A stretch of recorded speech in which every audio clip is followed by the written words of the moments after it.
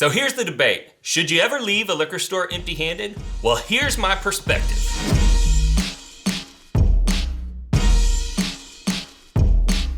So if you watched our video, the 7 things that liquor stores hate about whiskey lovers, you probably saw this.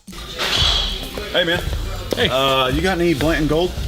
No, we don't have any of that. Okay. Thanks anyways. We got a lot of good whiskey here on the shelf, so you sure you don't want to grab anything? I'm good, man. I'm just looking for stuff I can sell in the parking lot, you know what I mean? Now, after that video aired, we got a lot of views, and that was great, and we got a lot of comments and interaction, which I always love, but there were a number of you that were upset that I suggested that you should not leave the liquor store empty-handed. And I felt like there was an opportunity for learning and connection there, so we're gonna dive deep into it. First of all, let me say that this video only applies to individuals that are on the hunt for rare or allocated bottles. If you're gonna go in and get your Jim Beam, and you're always gonna get your Jim Beam or whatever your favorite drinker is, and you don't care about hunting allocated bottles, then you can stop watching now. There's no reason for you to keep watching. I will also say that all of this information only applies to stores that sell for around MSRP. This information does not necessarily apply to price gouge stores. Now, to fully understand this topic, you need to understand the plight of the liquor store. So the first thing you need to know is that it's very difficult for them to get their hands on these allocated bottles. It's not like they just put in an order and then it shows up the next day. They have a rep from each one of the wholesalers that kind of gives them instructions on what they're gonna have to do to be able to get the allocated bottles. And often they're having to do things that are contrary to their business instincts, like buy products that they may not have customers for, and then instruct their salespeople on how to sell those products when people come in. That's not a lot of fun. So if you understand the effort that they're going through, it's gonna help you to understand why this advice is so important. They are wanting to use these bottles to attract loyal customers. Why do they care about loyal customers? Well, because when you think about these allocated bottles, most liquor stores only have about a 20% gross margin on whatever it is that they're selling. So that means that a BTAC sold at MSRP, which is $119.99, they only make about $30 on that. Well, how many bottles of BTAC does a store get per year? Maybe 10 if they're lucky. So if you do the math on that, they bust their humps all year long to get access to 10 bottles.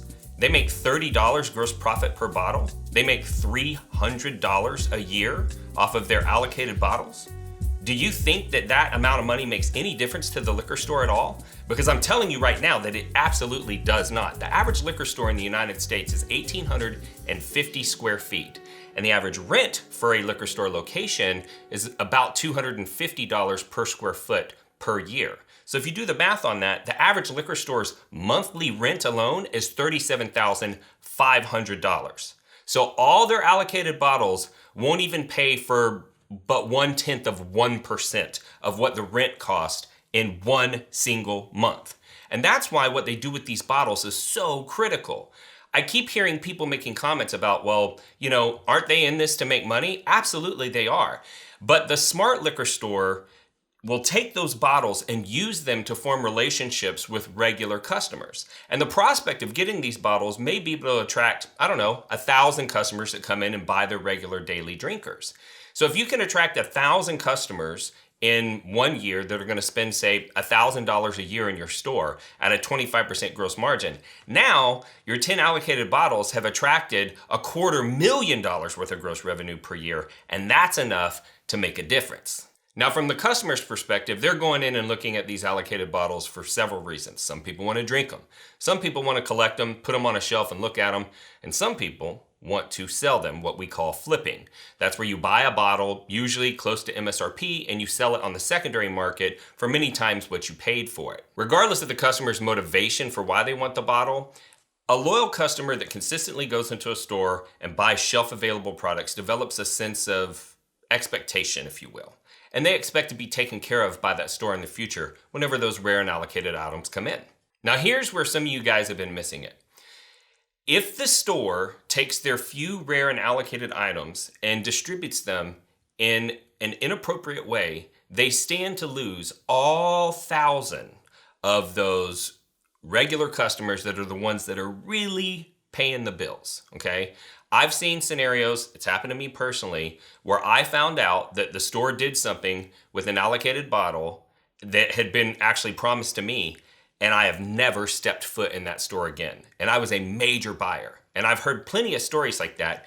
And that's what the stores are afraid of. And that's why they're so cautious about how they decide who's going to get to buy those bottles. The store has a very strong incentive to make sure they're picking the right people to sell these bottles to. And that incentive is actually survival. Because if they do it wrong, they're going to end up losing so much revenue, potentially in this scenario, $250,000 worth of gross revenue per year.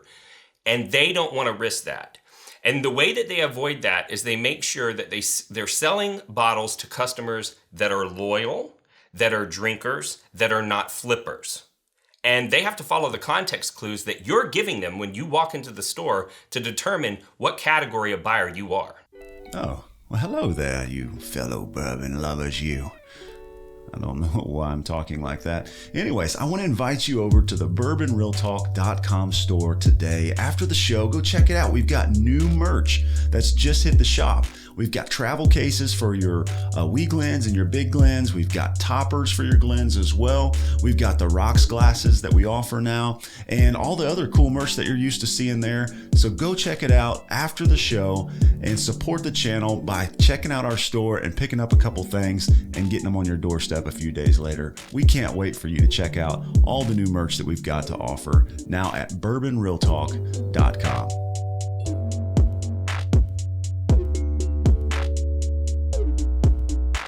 So here's where it's going to get a little bit weird. We're going to talk about an analogy because I think this will help you wrap your head around the situation that these liquor stores are in. Now, I want to say from the onset that this is not meant to be gender specific or even sexually orientation specific. What I want you to do is imagine yourself in a room filled up with people, okay? And all of the people in the room are whatever sexual orientation and gender you're personally attracted to. So all of these people you could potentially have a relationship with, okay? Now I want you to imagine that one after another, these individuals are walking up to you. They don't say hi, they don't ask your name. All they say is, hey, do you want to hook up? And you say, no thank you. The next person walks up, hey, do you want to hook up?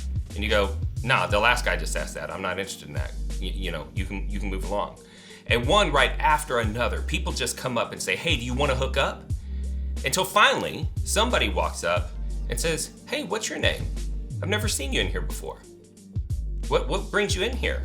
You strike up a conversation. They start asking about your interest. They ask you if you want to, maybe go out and get some coffee sometime or have a drink. How differently are you going to feel about that individual that showed interest in you and your needs and your expectations over the other people? And that's how it works with the liquor stores, right? The person that is coming in and asking for allocated bottles comes across as somebody who's saying, hey, do you want to hook up? It's selfish. It only serves that individual's needs. That person has shown no interest in having a long-term relationship that's mutually beneficial. So if you can wrap your head around that, you can start to understand how you behave when you're in a liquor store is going to have a major impact on whether or not you ever get access to allocated bottles. Now, I did have a funny thought though. Because if a MSRP liquor store views people who are coming in and just asking for allocated bottles and not showing any interest in them in the long term is viewed kind of as a hookup type situation, the flip side of that analogy is a price gouge store is the prostitution equivalent of business, right? Because they're not taking the time to build relationships with their customers. They're saying, hey, I will sell myself out if you give me the right amount of money. And I think that that's part of the reason why whiskey lovers get so frustrated with liquor stores that price gouge, because they're very happy to go in and be a loyal customer, but they want it to be a mutually symbiotic relationship and not just based on money. So let's talk about a few store scenarios. First scenario is you call up a liquor store and you say, hey, do you have any rare or allocated bottles? First off, you are always going to be told no, because there are no liquor stores that would tell you that they had allocated bottles for you to come in and buy. This would be the dating equivalent of sending an unsolicited nude to somebody. It's completely selfish. It makes you look like, just a self-interested person in general, and they don't want to help you out. The second scenario is where somebody walks in, they ask, do you have any allocated bottles? The store says no. and then you walk out empty-handed. And this is what inspired the video, because I told people not to do that. But people who do that have just created a mental marker in the minds of the store decision maker. They don't know whether or not you left because you don't like whiskey or because you don't have enough resources to always buy something when you go in the store. But you just created a mental marker that put you in the category of a potential flipper, right? Because in their minds, if you were interested in drinking whiskey, you would have left with something. But if you're only interested in buying the whiskey that can be sold for many times more than MSRP, you come across as a potential flipper. So the next scenario is you walk in, you ask, they say no, but you buy something before you leave. Well, now you've created a mental marker that, especially if you bought a bottle of whiskey, that you're a whiskey drinker. This is a good sign to the liquor store. The liquor store wants to sell to people who are drinkers, who support their long-term business objectives, and who are not going to flip the bottle. And so by not leaving empty-handed, you took away the thought of maybe you're a flipper. By buying a bottle, you made yourself a drinker in their minds, and you have also shown them that you care about their long-term business objectives. The fourth scenario, and the one that I would recommend, is where you walk in, you buy something, you make yourself known, you're friendly, cordial, you have a discussion, but you maybe don't even ask about allocated bottles the first time you went into the store, right? In fact, you don't do anything like that until after you know that they know who you are and you know that you have built a space in their mind as somebody who is a loyal customer. Now, the counter arguments to all of this are that, hey, aren't they a for-profit business? You know, I had people say, isn't my money just as green as everybody else's? Well, that's why I laid out the actual store scenario where what they have to go through to get the bottles is extreme and the cost of running a liquor store is extreme, because you need to understand you are not benefiting the store whenever you buy their allocated bottles. I get that they have a little bit of gross profit in there, but like I said, the average store's gross profit on allocated bottles annually is probably less than $500. So that's not enough to move the business needle for them. So yes, they would make money if they sold it to you, but not nearly as much as if they held that bottle back and rewarded a customer who had engaged in the right kind of business activity with them throughout the year and kept that person as a loyal customer. That means a whole lot more to them. The other thing that I heard was, I stop in a liquor store so frequently that they shouldn't expect me to spend money every time I go in there. Well, I get that logic, and it's not necessarily that they expect it, but you've made yourself suspect, and it's pretty easy to avoid it. Number one, you can avoid it by buying something. It doesn't have to be a bottle of whiskey every time. Now, I have a lot of people over to my house, so I always need a bottle of whiskey every time I go to the store. But maybe you just buy a bag of potato chips or a bottle of water and have a nice conversation with the person. But them seeing you buying something shows that you're at least a customer. If you buy the whiskey, it shows that you're a drinker. But if you buy something, you're at least a customer. The other thing is because of that mental marker, you want to avoid that at all cost. And I think that you would save yourself a whole lot of time by not going into liquor stores pointlessly. And you would actually end up with more allocated bottle purchasing opportunities if you reduce the frequency that you went to the store to only times that you had something to buy, and every single time you had an interaction with that store's decision maker, it was a mental marker of you being a drinker, you being a buyer that supports the business, and you being somebody who doesn't flip bottles. That is actually the most efficient way to build a relationship and to get access. So in conclusion, I want you to 1, stop calling liquor stores and asking if they have allocated bottles. Number 2, do not engage in any behavior when you're in the liquor store that could indicate that you're not an avid drinker, that you don't care about the future business prospects of that store, or that you might be a flipper. And number 3, always be kind, show yourself to be a drinker, and engage in those kinds of conversations that build relationships. So while we're on the subject of relationships, if this is the first time you've watched this channel, I would like to tell you about our show philosophy. So this channel is about bringing people together around bourbon. And connectedness is something that's near and dear to my heart because I lost a loved one to suicide in 2014. And in the aftermath, you spend a lot of time thinking, what could have been done and what went wrong. And what I realized was there are probably people all around that feel alone like my brother did.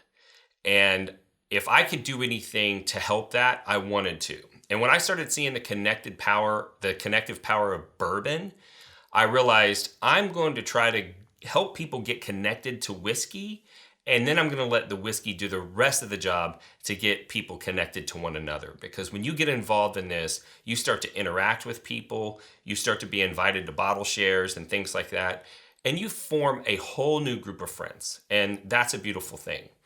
Now, one of the downsides of getting involved in any social media is sometimes people are negative to one another because of the anonymity provided by that computer screen. And they'll say all kinds of crazy things to strangers.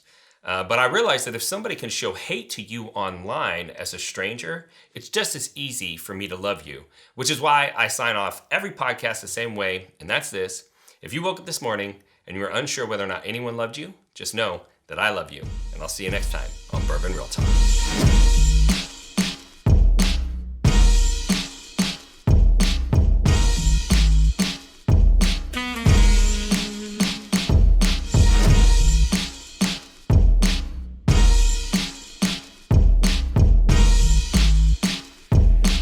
Soundwell